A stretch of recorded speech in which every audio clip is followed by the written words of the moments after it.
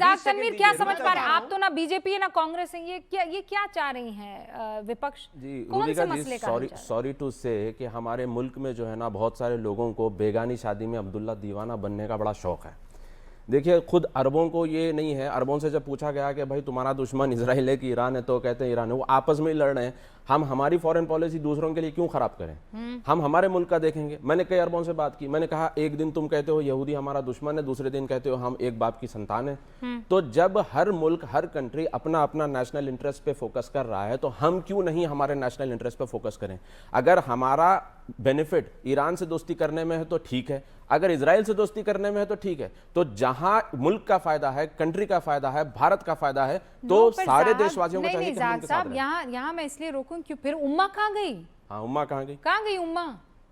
Somalia में होता है उम्मा खामोश है, अफगानिस्तान में होता है उम्मा खामोश है, यमन में होता है उम्मा खामोश है, सीरिया में होता है उम्मा खामोश है, ईरान में होता है तो उम्मा जाग जाती है, गाजा में होता है तो उम्मा जाग जाती है। तो ये सिलेक्टिव आउटरीच जो है ना, ये उम्मा का जो है हमारे पास, इसको गौर करने की ज़रूरत है। हाँ, अच्छा, बहुत सारे जो हमारे दूसरे व्यूअर्स जो उर्दू से बहुत ज़्यादा ताल्लुक़ नहीं रखते, उनको बता दूं, उम्मा कोई अम्मी अम्मी नहीं है। उम्मा इज़ हम, मतलब जो कौम है, मुसलमान कौम, उसे उम्मा कहते हैं।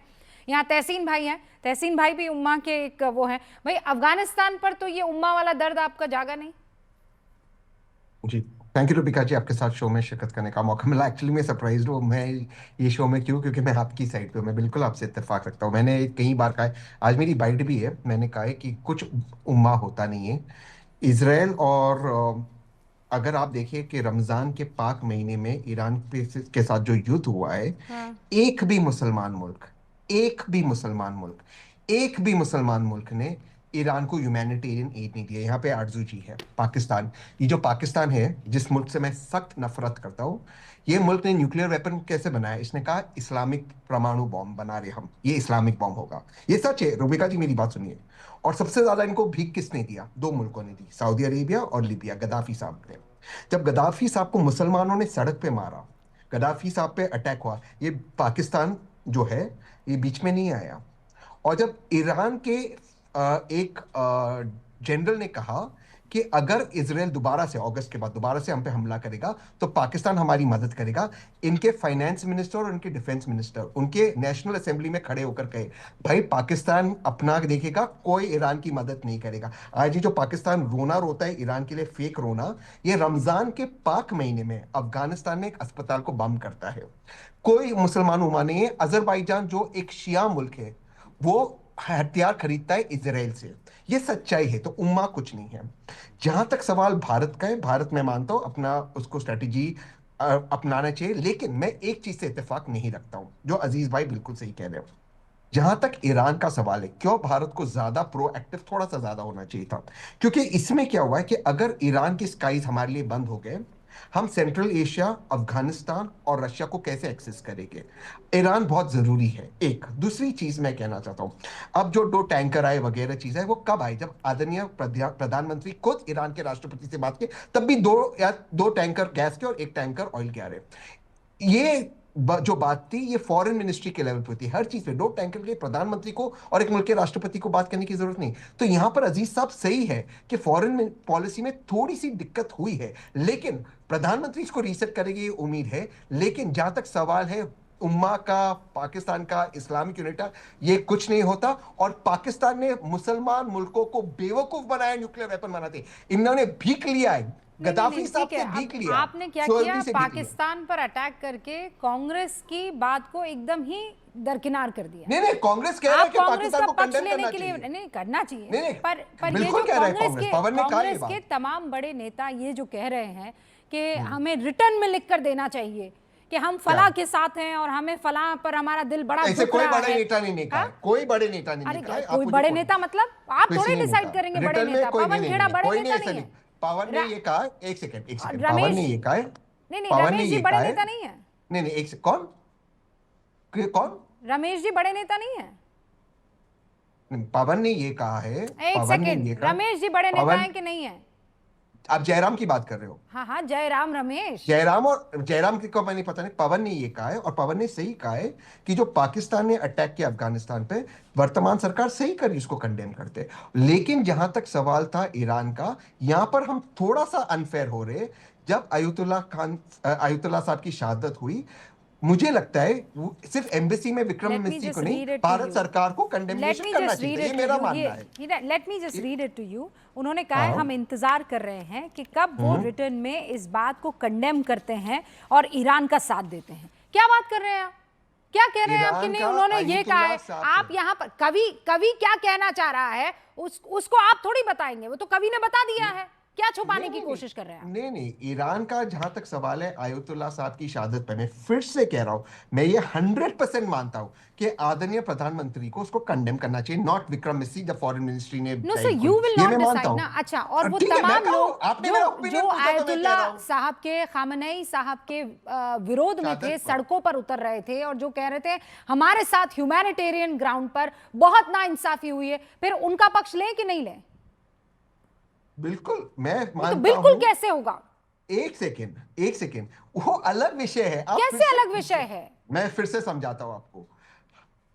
एक मुल्क के एक हेड को, सुप्रीम लीडर को, का हेड, हाँ सुप्रीम लीडर है। नहीं, उनका कॉन्स्टिट्यूशन पढ़िए आप, यही मैं कह रहा हूं, ये मिसअंडरस्टैंडिंग अगर उनका कॉन्स्टिट्यूशन पढ़ने चले गए तो आज जो वकालत आप कर रहे होते हैं तहसीन पूनावाला, मैं आपको पर्सनली जानती हूँ, प्लीज खुदा के बाद उनके नहीं कॉन्स्टिट्यूशन में चले गए तो फिर तो बहुत ज्यादा इश्यूज खड़े हो जाएंगे। 10 सेकंड दीजिए रुबिका जी, 10 सेकंड। ईरान के संवैधानिक आइन के जो हेड है, सुप्रीम लीडर है, वो ऑफिशियली आयतुल्लाह साहब है, जो पहले थे और अब उनके बेटे मुज्तबा है। इसमें कोई दो राय नहीं, क्योंकि एक मुल्क के सुप्रीम लीडर का असैसिनेशन एक युद्ध के दौरान हुआ।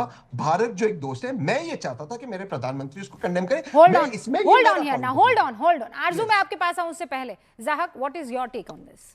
ही इज द कॉन्स्टिट्यूशनल हेड। रुकिए, हमें एक लेटर जारी कर देना चाहिए था कि नहीं कर देना चाहिए था?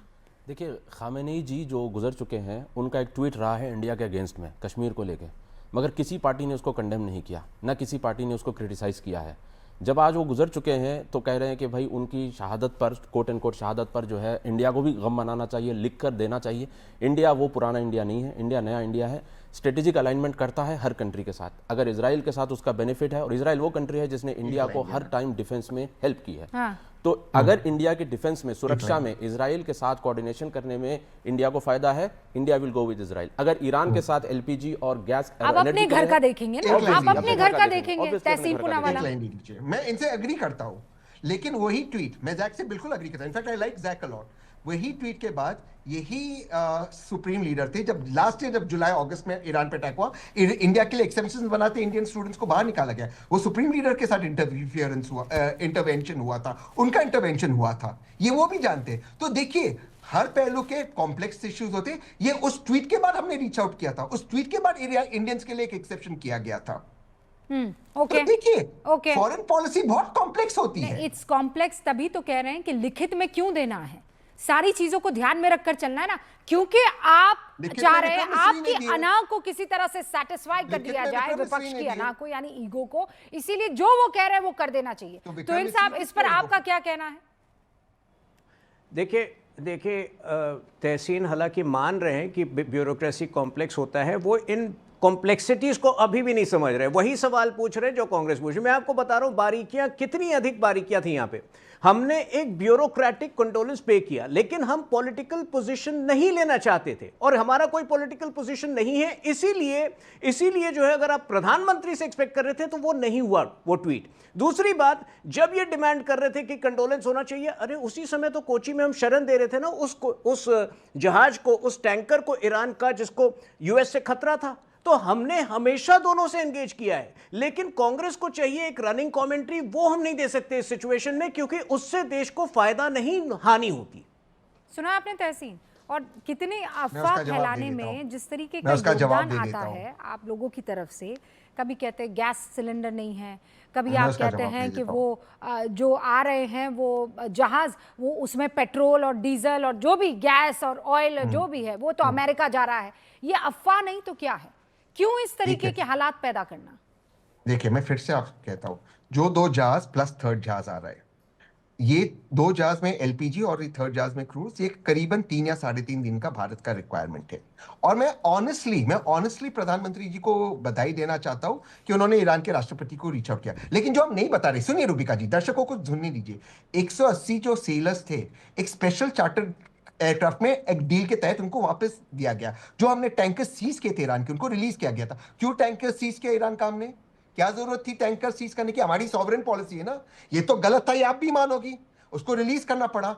अब मैं चाहता हूं कि प्रधानमंत्री की वजह से आएगी गैस, मैं उसमें मना नहीं कर रहा हूं, लेकिन फर्टिलाइजर्स का नेक्स्ट प्लान क्या है? खरीफ सीजन आ रहा है, इट्स अ वेरी हम कह रहे कॉम्प्लेक्स तो हम थिंग कहते टू हैं, डू। देखिए, एक बात मैं तोहिन प्लीज 20 सेकंड, और उसके बाद मुझे आरजू का रुख करना। इसका जवाब दीजिए, फर्टिलाइजर्स देखिए का प्लान क्या है आपका? देखिए सबसे आसान मापदंड, ये लोग जो बार बार कहते हैं ना कि फॉरेन पॉलिसी फेल हो गई, सबसे मैं आसान मापदंड आपको बता रहा हूं। फॉरेन पॉलिसी फेल हुई, सक्सेसफुल हुई है, ये तय करने के लिए पिछले 12 दिनों में 2.25 लाख इंडियंस को जो है हमने वापस लेके यहां हम ला पाए हैं। अब एक देश बताइए जो कि ये काम कर पाए, बल्कि यूएस ने तो हाथ खड़े कर दिए। उन्होंने कहा कि हम अपने नागरिकों की रक्षा नहीं कर सकते हैं, आपको जो करना है करे। तो ये दिखाता है कि गल्फ के सभी देशों के साथ किस तरह से हमने मल्टी अलाइनमेंट रखा है, जो आप नहीं रख पाते थे।